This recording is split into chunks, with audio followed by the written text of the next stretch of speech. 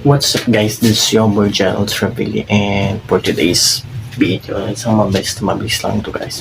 Pag-usapan natin yung sinasabi nilang diploma or discarte. So yun guys, this is based on my own perspective na pansinin natin mabuti guys, diba? Maraming nagsasabi na okay sa kanila or mas prepared nila yung diskarte, which is tama, wala namang mali dun. Meron din nagsasabi na mas okay sa amin yung diploma, which is tama din, wala naman ding mali dun. Pero my own perspective kasi, kung titignan natin, sinasabi nila na mas okay sa kanila yung diploma. Oo, bakit? Kasi nga, mas nag-work sa kanila yun. And kung titignan naman natin sa other side, sinasabi nila na mas okay sa kanila yung diskarte. Oo, kasi mas nag-work nga din yun sa kanila.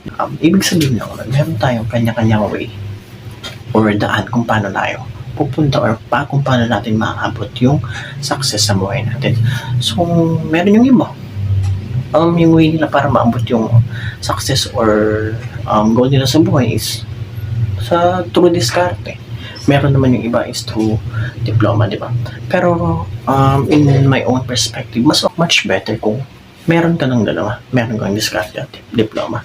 Kasi di ba, kung if ever hindi gumana yung diploma, edi meron ka pang isa, meron ka pang diskarte, di ba? Kasi isipin natin guys, nasa Pilipinas ka. Kahit may diploma ka, hindi ka agad makakahanap ng trabaho. Hindi ka nila agad tatanggapin kasi hanapan ka ng experience. And the other side, sa diskarte naman, kapag dumiskarte ka, hindi naman yan agad-agad magbo-boom. Although meron agad-agad nagbo-boom, pero ilan lang, di ba?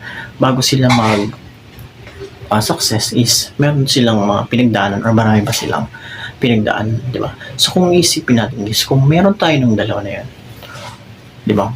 Much better kasi, paano kung hindi gumana sa yung diploma, edi at least meron ka pang isa. May reserva ka pa, yung diskarte. Pero guys, much better kung gumagana na sa yung diploma, gumagana pa yung sa yung diskarte.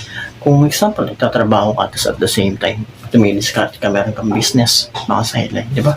E di congrats, di ba?